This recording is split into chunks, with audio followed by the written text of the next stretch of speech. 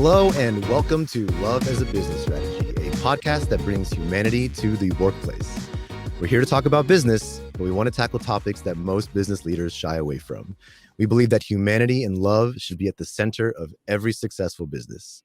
I'm your host, Jeff Ma. I'm a director at Softway, an agency based out of Houston, Texas, that specializes in digital transformation, culture, and branding.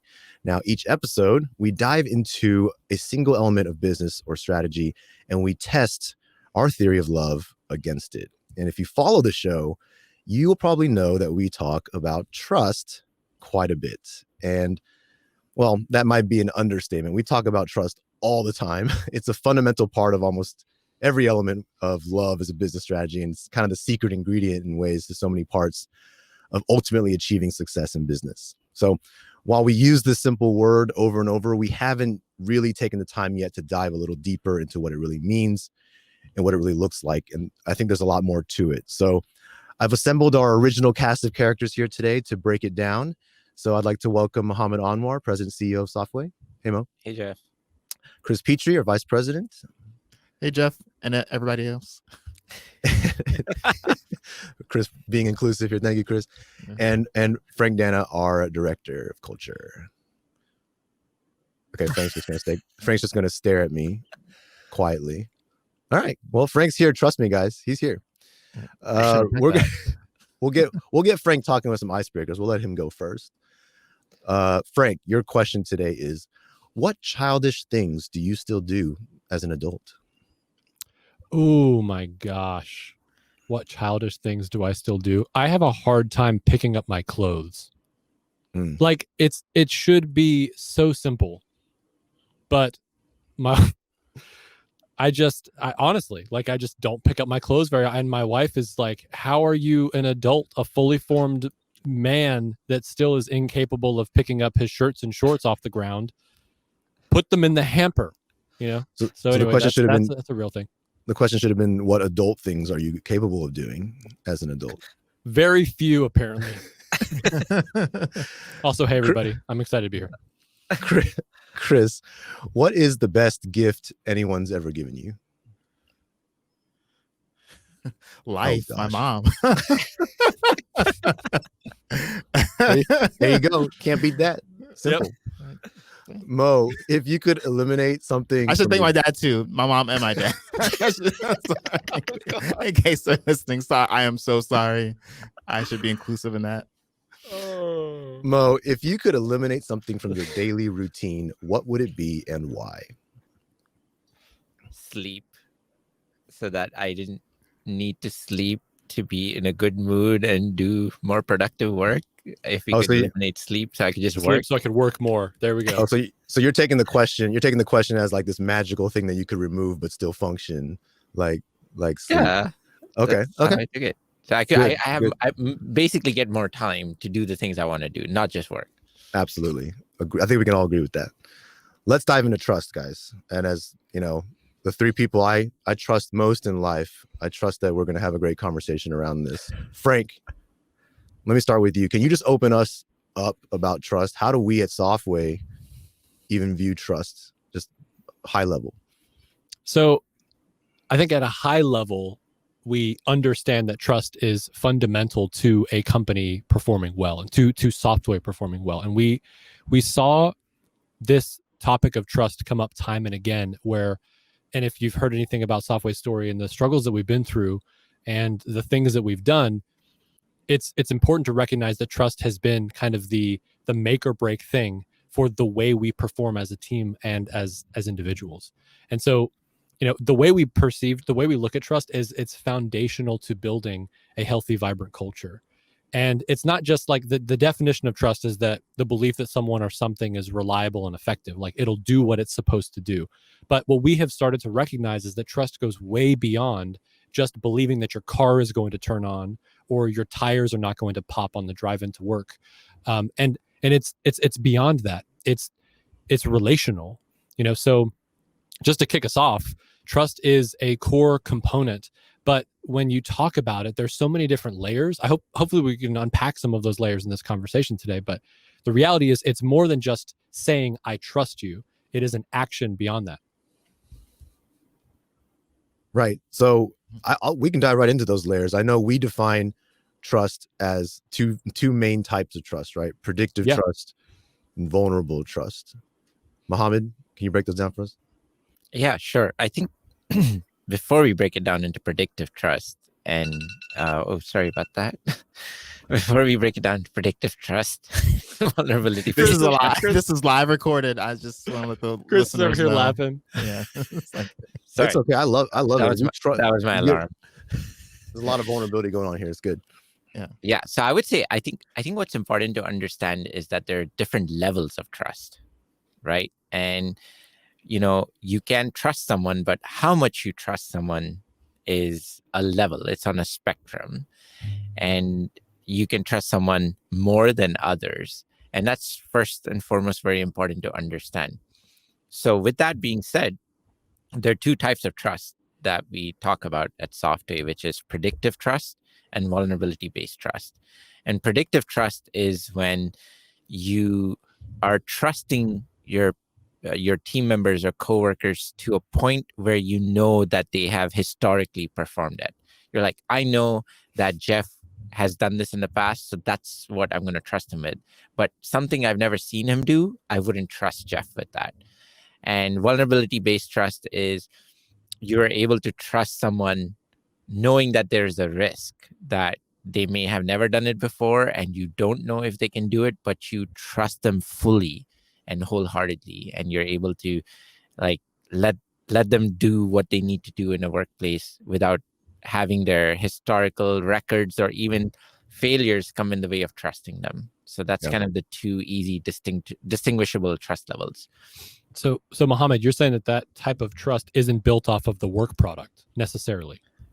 No, it's essentially you trust someone wholeheartedly, regardless of their performance or what they've done in the past or what they've not done in the past. It's just ultimately, I trust you fully as a person, as a coworker, all of it.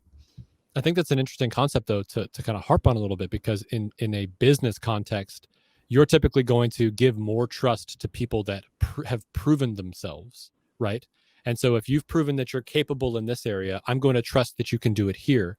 But my question to you and maybe the rest of the group is like, how do you get past that predictive trust into pushing into vulnerability? Like, how does that bridge work? Got it.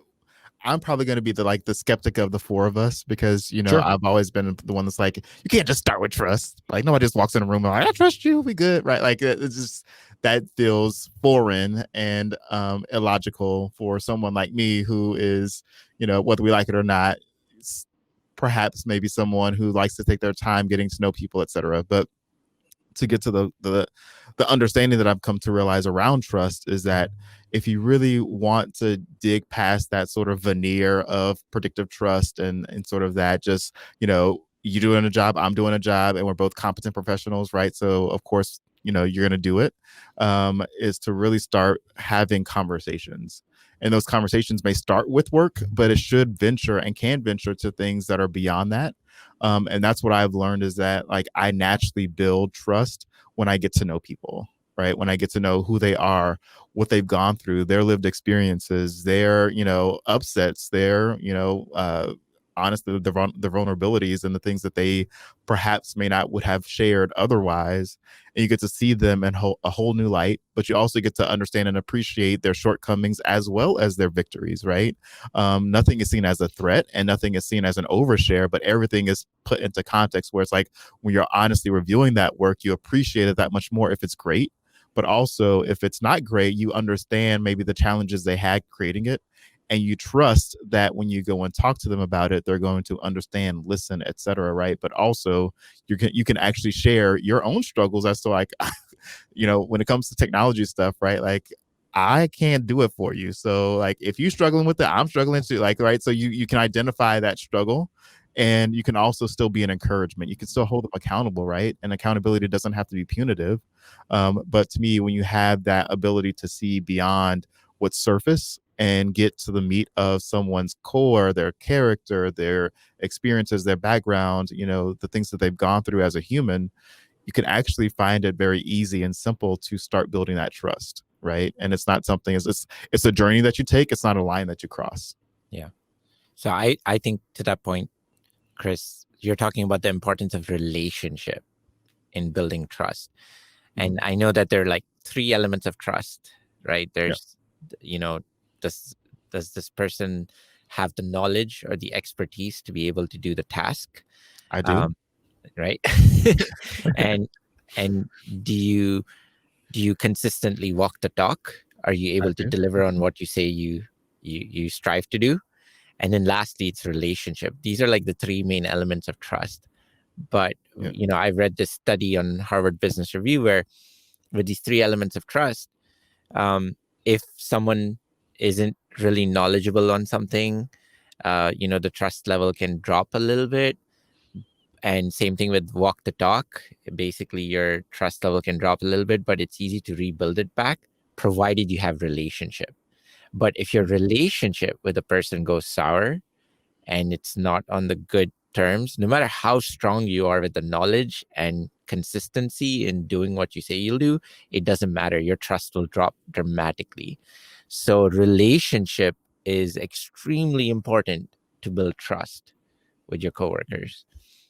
Yeah, and I think when we talk about this topic with others, so often the question is laid out so simply, right? Like, do you trust your team, or do you trust someone else? Frank, do you trust Chris? It's such as like this is simple, straightforward question, and it becomes this yes no thing. When in reality, like Mohammed, you mentioned there's 3 facets to it, and Frank, you mentioned it's a scale, it's a gradient, it's not a binary yes or no. And so I think people don't take the time enough to think about that question when we say, do you trust somebody? Because especially in business, if you're asking, do you trust your team? We've seen this as we poll people. The majority of people just instinctively blurt out yes, because they're looking at results and maybe they work pretty well as a team. But the reality is a lot of times they're saying, yeah, I trust them, because they're thinking, I trust that if I assign them something, they're going to get it done. I trust that if they have a tough challenge, they'll step up to it. And that's great. That's relevant. But when it comes to like this real trust, like, would you trust them with, your vulnerability? Would you trust them enough to tell them that you don't like something they're doing? And the question suddenly changes completely, right? People will ask the same group of people, do you trust each other? And they'll say yes. And then you'll say, do you guys give each other critical feedback? And then it's all of a sudden, not really. And you go back and you ask, then do you really trust each other? Because the word trust has to encompass this ability to actually like hold each other accountable as well. Mm-hmm. I also think that in that situation, trust actually can help you get or prevent from going to a place of anger or resentment, right? Because if you have that situation where someone has messed up or you need to give critical feedback, you are actually less likely to be triggered by any of their reactions, no matter how bad or positively they take it. And you're more likely trying to figure out, how can I help this person, right? Like, I want to make sure that they understand I am not their enemy and my feedback is not meant to hurt them, but it really is trying to ensure that what I'm looking for or my expectation around this or what we agree to is not here. And in order for everyone to be successful, I need to make sure that you understand that, right? And I'm going to pivot, adjust, and adapt to any way I need to in order to help you get there, because I trust you enough to give you that type of benefit of the doubt or give you that type of accommodation. Yeah, for me, I've seen it in teams where when you have trust amongst people that actually deeply care about each other, you resolve conflict faster, which means you actually get to work faster. And so if you need to solve problems, what I've seen is that teams that are able to solve problems in ways that don't worry about, and I know this may sound bad up front, but don't worry about hurting each other's feelings, because they have such a good relationship that they know they're all assuming good intent, right? So if I'm able to give critical feedback to Chris in real time, he's able to process it and say, I recognize that Frank cares enough about me to give me this feedback. I'm not going to hold it against him. Let's move on, right? So in those situations where the dynamic is of a high performing team of people, you see that trust there, where you can move faster past the red tape and the bureaucracy that typically comes by way of worrying about hurting people's feelings or worrying about slowing things down. when you're all able to work in a way together where you're open and honest and genuine, then it creates this momentum, right? And that momentum is really powerful, and it unlocks innovation for teams and for businesses. I agree. So, Frank, on the opposite spectrum, we've been talking a lot about vulnerability-based trust right now. Can you speak to what are the impacts of only allowing your trust to go to a predictive layer? How does it hurt a business? So if you break down what predictive trust is, right? So if it's built out of consistent observation, so you're constantly seeing someone or a group of people just doing these same tasks, and you're not giving them anything that pushes them or creates opportunities for growth or innovation, then you're essentially closed to failure and risk. And that's one of the biggest issues and the hindrances that holds people and teams and organizations back, is you're limiting the trajectory of where people can go and their capability, because you're refusing to allow them to move forward. So unfortunately, a vast majority of teams are operating from this place of predictive trust, because when we only rely on what's visible and we don't see the possibility of other people being able to do things, we are closing their ability to grow. And we're also saying that we're not willing to risk putting in the benefit of the doubt for someone. So I think predictive trust is actually it's a bad place to stay, but leaders get lazy and teams get lazy, and they start to only rely on predictive trust as the way forward, right? And so we've seen that in our own organization. When we're closed to, other people, we're closed to giving people things. If we have unforgiveness towards someone, if we're frustrated by someone and we are unwilling to do something, or we just simply don't know the person well enough, what is the opportunity that you leave on the table? That's the question. When you're operating from a place of predictive trust, the question that I always ask myself is, what innovation was just around the corner, but I refused to take those extra few steps?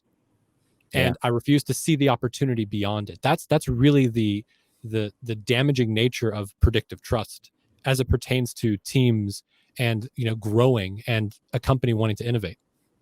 I agree. And I think one of the problems with that type of an approach to trust is when these teams who do not operate from a place of true vulnerability-based trust, they can be limiting even in making decisions around process or technology. Right. So if you have teams that are setting out to, or leadership teams and leaders trying to build processes or take decisions around processes or technology for their strategic initiatives, if they operate from a place of mistrust, you can see that reflected in your processes, right? Like you will see wherever you see too much bureaucracy in a process that takes, you almost wonder, why do I have to go through so many steps to get something done? That's truly a reflection of how much trust exists in that organization. Because those processes are a reflection of the level of trust your organization practices. If you have more trust, you will see the processes are nimble and they come from a place where you're trusting the people to do what is right and what is the best thing to do to get through processes and decisions. And that unlocks efficiency. You're able to speed up things. You're able to get things to finishing points faster. And many organizations don't recognize that if you are unable to operate from a place of vulnerability-based trust or high levels of trust, you are actually slowing yourselves down. You're creating inefficiencies. And same thing goes with innovation. If there's a lack of trust within the organization, and then the team is unable to unlock innovation because they may not trust each other to give ideas or to share ideas. There are many organizations that actually pit people against each other through ranking systems and performance reviews where you're ranked against each other. At that moment in time, people are going to keep their ideas to themselves or try to do what they think is best to get their name recognized and to be able to climb the ranking system. So collaboration is killed. Collaboration doesn't exist when you don't have that trust with each other. And that kills innovation, and you're unable to maximize and unlock true innovation with technology and process. And ultimately, you look at all these digital transformation initiatives and many different strategic initiatives that go on in organizations, and a lot of them fail, and they point to, oh well, the technology was bad or the process was bad. When you really look at the root causes and not the symptoms, you will see that it stems from lack of trust. Ultimately, it all boils down to lack of trust. That's why a lot of these initiatives fail. So talking about applicability, we understand the importance, but when you don't have this trust, how do you get started? So I think from a process perspective, I think one of the best places to get it started, honestly, is to have a recruiting process that helps you really build relationships and understanding around people, right? When you hire people that you can inherently trust, it's not that you've built that trust in the recruitment process, but you find people who reveal themselves in ways that allow for you to really see who they are. You actually are naturally bringing in people who can, sort of contribute to that vulnerability trust that could be existing already in the company, team, or environment. And it's honestly, a way to ensure that who you're bringing in resembles the values and the things that are cherished internally. And I think, like Mohammed, once someone is in an organization, I've always been inspired by how you position starting with trust, right? Can you talk a little bit about how, like, after that recruiting of the individual comes in, and let's say, Mohammed, you meet them for the first time, from a full to empty meter, empty being 0% trust, full being 100% trust, how do you walk in the room with someone that you just met? I start with them with a full tank of trust. I have to start there. And that's what, we strive at Softway, is like, you start with trust. You don't have to earn your trust or build up trust over time. You should start with trust. And that's what vulnerability-based trust is. You trust everyone from the get-go. And when you're able to create that environment, Frank, it's very powerful, because the new team member coming in, when they see their leaders trust them from the get-go and genuinely trust them, they will actually give it all they got to make sure that they don't disappoint and lose that trust. That's how powerful it is to start from a place of trust. And that way, you are also able to build trust towards you. When they see leaders start with trust, then easily that trust is reciprocated towards the leaders. And then you're able to complete that full circle of trust between you and your teammates. Because if each person is waiting for the other person to start trusting, then you might never get to a place of trust, right? Right. So right. I always say the burden of creating the environment of trust in the organization always has to start with leaders. Leaders have to take the first step to create an environment of trust. If the leaders are non-trusting, then you will see those same behaviors in the rest of the team, no matter what level you go. Because the leaders who are not trusting will create processes and environments that foster more mistrust. And so even if there are individuals inside of teams that really want to trust each other, but the systems are against them, they're not going to trust each other. So if they want to work in a team, but their performance management system is all about ranking and pitting people against each other, then that team isn't going to ever trust each other, because they're all going to want to make sure that they are in the top rank. So the team interest is destroyed and self-interest takes precedence. And, all of those things, it has to start with leadership. Yes, I completely agree. Agree. And I think that sort of hinges on the philosophy around theory X versus theory Y, right? Like with theory X, theory X organizations inherently believe that people are evil. They come in to do bad and they need to be, I would say punished, in order to get motivated to do the work. Whereas theory Y is more, of the belief that people are inherently good and they come to work to do good and to do great things, and they should be trusted, right? And some organizations, through a variety of experiences or what they consider bad apples, sort of start off with this intent to be theory Y, but then their processes and systems and need to be more compliance driven and oriented, create these theory X systems and processes like force ranking that bring you back to that place of, whatever little trust we could have fostered has been sort of taken away because technically, like, it's one of us is going to survive this, but not everybody, right? When it comes to this teamwork.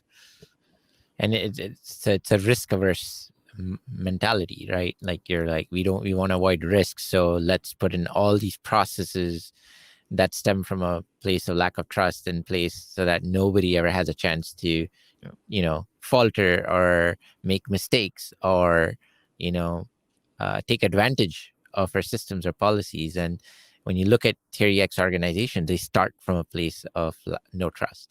That's why those processes and policies are built that way. And it has this kind of chicken and egg or catch-22 kind of effect, right? Because when you fall for, like, for example, you have a policy of very, very, very forgiving vacation policy, just for example, something where people can take as much leave as they want, whatever they need. And a theory Y would kind of put that out there. But then let's say Frank comes in and starts, from an outside perspective, abusing the policy, basically taking every Friday off and, falling behind in work and things like that. And so Theory X will say, oh, that policy was a mistake. Let's take it away from everybody. And the problem with that is, while you might get the result you were looking for, is now nobody's abusing your system. You never really addressed Frank. You never really understood his motivation, his intent behind it. You don't understand, what the situation really was playing out like. And you punish everybody else.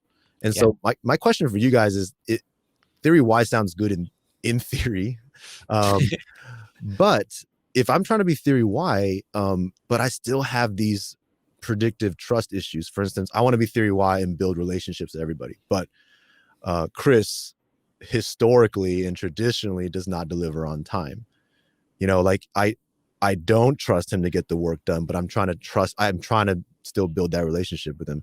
What can we do to kind of bridge that gap to prevent going to Theory X? Well, I would hope, Jeff, that you would come and talk to me and ask me if there's something that you can do to help, or if there's something that you don't know that's preventing my on-time delivery, and we can sort of figure out a solution that might actually get us there. But in that situation, we would actually be building trust, because you would have more empathy or insight into what's happening on my end. I would also understand that, oh, this is very serious to Jeff. I didn't realize that perhaps my nonchalant approach to this work or the delivery of said work was bothering Jeff, or was being sort of, or is hindering Jeff in some way. But you coming and talking to me about it, like, we start building that bridge, right? And it becomes less of a punishment, and we're going to punish everybody. And it's more of just like, oh, now I got it. We all got it. We're on the same page, right? We're, one happy ship. Like, let's keep it moving, right? But I think that is, to me, the honest way to go about it is, when you see something, say something, but say it in a way that is, empathetic, or at least considerate of, there are things that you may not know that could be happening away from your eyesight or line of vision that person is going through, that might actually be justifying why they are doing something that you find either unacceptable, offensive, unprofessional, whatever the case may be. Right. Yeah. And the irony of Theory X is, like I was saying earlier, the catch-22 part is that once you implement the Theory X, you further close doors for those conversations to happen, because now that's the policy. Those misbehaviors apparently just disappear, even though the people who would have done those things are still the same people. They have not been addressed or discussed, and those problems pop up in other places, right? Yeah. And then it creates, ultimately, what type of culture does that create? And what type of workplace, what type of environment is produced when, people look up and go, oh my gosh, why are things so slow? Why does nothing get done here? Yep. That's by design. It was designed that way, So is that the type of culture that you want to create opportunity for innovation and creativity? Like, is that the type of place that you want to build? And it all stems from trust. So even though people may be like, well, how does trust ladder up to business outcomes? But then you see the policies and the processes that are putting people in these states of mind where they don't want to do work, where they don't enjoy being a part of the team or the company. And it stems from a lack of trust. Yeah. And so as we enter the realm of culture, I'll kind of bring us to that point, right? what is trust and love together? What is the connecting point here? So I would have to say that when you think about from a family perspective, you love your parents, you love your family so much so that you trust them unconditionally, right? And I know that, at a workplace, you can't say that you can have the same level of family unconditional love. But if you borrow the principles of why you are able to trust your family so much and try to borrow those philosophies into your environment at work, it all comes down to relationship. The um, the the fact that you have so much that you may have gone through together from a vulnerability standpoint. You're vulnerable to each other. You have emotional exposure. You're dealing with the risk together. And you're also dealing with uncertainty together, like any family does through the course of their livelihoods. If you're able to bring those philosophies and make an environment inside of your workplace where you can mimic those three components, you can truly build that vulnerability-based trust. And by having empathy with each other, that care and compassion, and looking for the goodness in each other instead of assuming bad intent of each other, all of these principles of love, if you're able to bring to your workplace and your team and your coworkers, then you can definitely build those high levels of trust. And so that's how I see the correlation between love and trust, Jeff. Absolutely. And as you can see, Mohammed just listed off like a greatest hits of the Love as a Business Strategy podcast. So you can see that trust is basically at the center of so much that we talk about. You check out any of our other topics, you'll probably hear this word come up because it's just so foundational, right? To being able to, if without it, you're not going to be very successful in many of your other endeavors when it comes to culture and love as a business strategy. So with that, let's bring this episode to a close. I love it. Love as a business strategy. We are posting new episodes every Tuesday, and hopefully you enjoyed this topic about trust. We're always looking for more topics that you might be interested in. You can let us know at softway.com/labs. That's LAABS. And please leave us a review if you like what you heard. If you have feedback for us on Apple or Spotify, a review would be great. And with that, I want to thank my friends, Mohammed, Chris, Frank, for this great conversation around trust. And we will talk again on another topic next week. Thank you, Jeff. Thanks, guys. Thank you, guys. All right.